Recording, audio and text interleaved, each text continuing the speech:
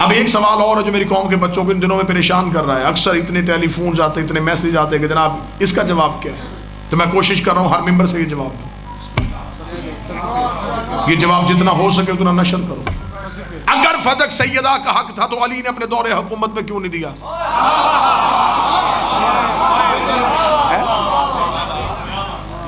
یہ سوال ہے, موجود ہے, اب بھی ہو رہا ہے. قصور آپ کا نہیں, آپ کی کتاب تک رسائی نہیں, ممبر سے ایسے جوابات دیے نہیں گئے. جواب دینے لگا ہوں کہ مولا امیر المومنین نے اپنے دور حکومت میں فتق واپس کیوں نہیں لیا. میں ضرور اس میں اپنے اتنے عقلی دلائل دیتا کہ یہ بھی ہو سکتا ہے, یہ بھی وجہ معقول ہے, یہ بھی معقول ہے. لیکن ہمارے ہاں قانون ہے کہ اگر ہمارے پاس معصوم کی حدیث آ جائے تو ہم اپنے عقلی دلائل کو روک دیتے, پھر تسلیم کرتے, مان لیتے ہیں کہ پھر معصوم نے کہا ہے کہ اب معصوم نے یہ جو حدیث کہہ دی اب یہی کل گیا. ہمارے جواب دینے اور معصوم کے جواب میں ایک فرق ہے. میں جواب دوں گا نا تو ایک دوسرا سوال پیدا ہو سکتا ہے کہ ٹھیک ہے جی اگر یہ نہیں تو پھر میرا سوال یہ ہے کہ پھر یہ کیوں نہیں. معصوم کے جواب میں یہ معجزہ ہوتا ہے کہ معصوم کے جواب کے بعد کوئی بھی سوال پیدا نہیں ہوتا. معصوم جواب سوال کے ساری جہتیں دیکھ کے دیتے ہیں. اب میں جواب معصوم پڑھوں گا, یہ کسی مولوی کی تحقیق نہیں ہے, یہ منزل تسلیم والے کا فیصلہ. اتنا جامع جواب ہوگا کہ آپ کو دوسرا سوال ذہن میں آئے گا ہی نہیں.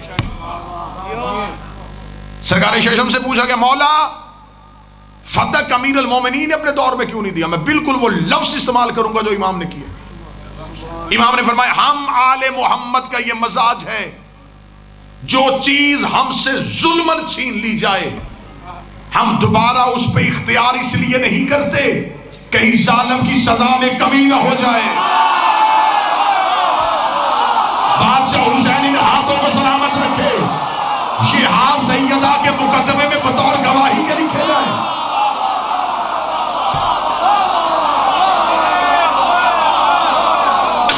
ہم اس لیے اس پہ دوبارہ اختیار نہیں کرتے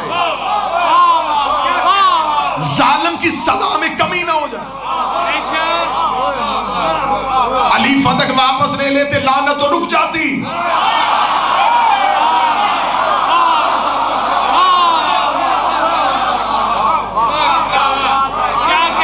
کیسا جواب, کیسا جامع جواب. اس میں میں ایک واقعہ کوٹ کر دیتا ہوں, اگر کوئی کہے کہ یہ جواب تو آپ کی شیعہ کتابوں میں ہے, اس کا ہماری کتاب سے ریفرنس دیتا ہوں, میں سنی کتاب سے ریفرنس دیتا ہوں. رسالت امام جب مکہ میں رہتے تھے تو اپنے ابائی گھر جو جناب عبد المطلب اور عبداللہ کا تھا اس میں رہتے تھے. رسالت امام نے مکہ چھوڑا, مدینے چلے گئے. ابو لہب نے نبی کے خاندانی گھر پہ قبضہ کر لیا. نبی ہجرت کر کے مدینہ سے واپس پھر مکہ آئے.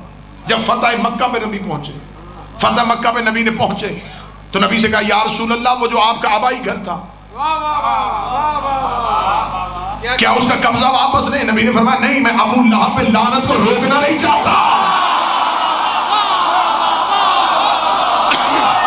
مورخ کیا لکھے گا کہ جب اس کا زور تھا اس نے قبضہ کر لیا, جب محمد کا دور آیا تو اس نے قبضہ کر لیا.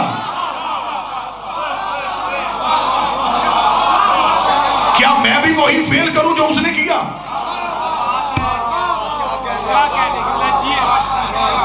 ربط بن گیا واقعے کا.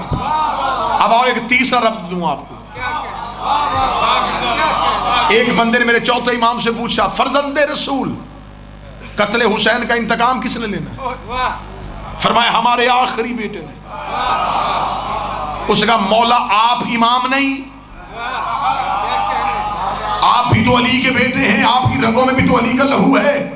یا تو اللہ نے بدلہ لینا ہی نہ ہوتا, اگر بدلہ لینا ہی امام نے ہے تو پھر اللہ نے یہ انتخاب آپ کا کیوں نہیں کیا؟ جبکہ آپ تو چشمدید کے بعد تھے اور آپ تھے بھی حسین کے بعد بیٹے, آپ تھے بھی علی, آپ تھے بھی خلیفہ بن فضل, تو پھر آپ کا حق بنتا تھا کہ آپ کربلا کا بدلہ لے لیتے. اس جواب میں پورا مجمع بچوں کے بل بھی کھڑا ہو جائے. امام کے جواب کا قد پھر بھی بڑا ہے. امام سے کہا مولا آپ نے بدلہ کیوں لیا؟ امام نے کہا اگر میں بدلہ لیتا تو صرف اس دور کے یزیدیوں سے لیتا, بدلہ بعد میں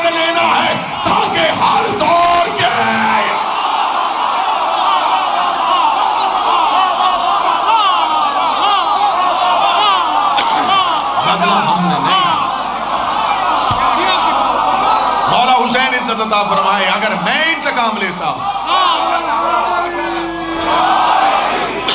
تو انتقام تو رک جاتا. کسی چیز کا انتقام ایک دفعہ ہوتا ہے نا.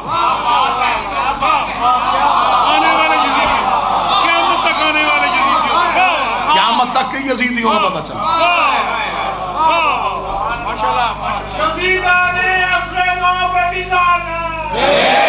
جب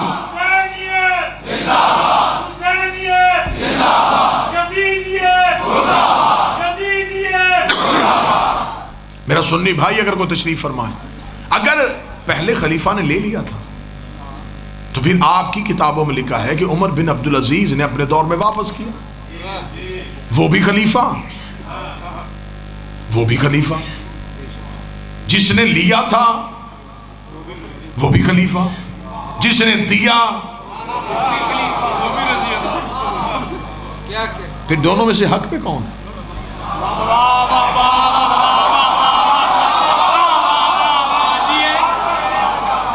فدق کی ہسٹری کھولو، فدق کا پس منظر لاؤ. 7 ہجری میں یہ جگیر نبی کو ملی، 11 ہجری تک نبی کے پاس رہی. اگر اس میں امت کا حق تھا تو 4 سال نبی نے کیوں نہیں دیا؟ مولا حسین اگر اس میں امت کا حق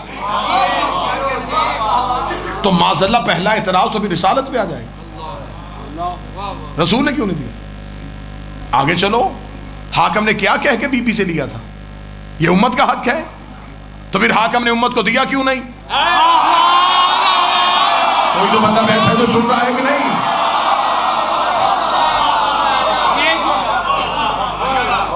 کتابوں کے حوالے نہیں، عقلی دلائل ہی تمہیں زخمی کر دیں گے.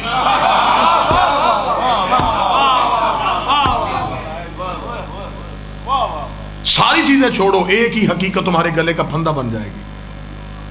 تم نے یطہرکم تطہیرا کی منزل پہ فائز بی بی سے گواہ مانگا کیسے تھا؟ ہوئے ہوئے ہوئے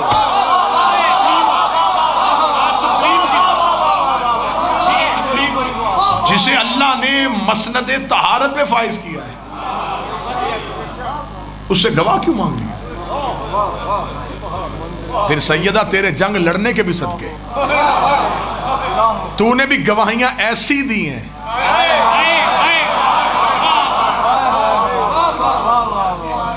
تیری گواہیوں کے انتخاب کے میری معظمہ صدقے. تیرے پاس ابو ذر جیسا سچا گواہ تھا، تیرے پاس منا اہل بیت کے عہدے پہ فائز صحابی بھی تھا، لیکن تو نے ان کا انتخاب نہیں کیا، تو نے علی کا انتخاب کیا. حکومت نے علی کی گواہی کو قبول نہیں کیا. بی بی نے کہا واپس کر دو میری گواہی. چل تاریخ میں لکھا تو گیا ہے نا کہ تم نے علی کی گواہی کو نہیں مانا. سننا، بی بی نے کہا یہ وہ علی ہے جسے میرا بابا قرآن کہہ کے گیا تھا. کوئی بندہ بیٹھا ہے تو گفتگو کو سن رہا ہے.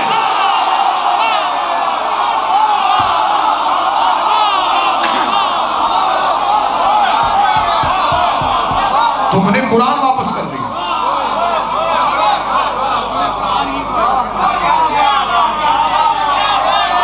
بی بی نے حسن حسین پیش کیے.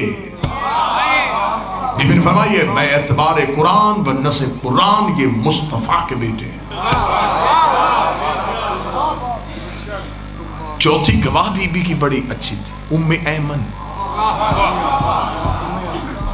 شہزادی ام الفضل کو نہیں لے کے گئی، اسما کو نہیں لے کے گئی، فضہ کو بھی نہیں لے کے گئی. میری قوم کے بچے یہ کلیہ بھی ذہن میں رکھنا. حکمت سیدہ کیا ہے؟ شہزادی ام ایمن کو کیوں لے کے گئی؟ اس لیے کہ ام ایمن بی بی کی کنیز نہیں، یہ رسول اللہ کی کنیز بھی نہیں، یہ ہے حضرت عبداللہ کی کنیز. حضرت عبداللہ دے کے گئے تھے رسول کو، رسول دے کے گئے زہرا کو. بی بی گھر سے تیاری کر کے آئی تھی. بی بی کو پتا تھا کہ حاکم نے مجھے ایک حدیث سنانی ہے کہ نبی نہ وارث بنتے ہیں نہ بناتے ہیں.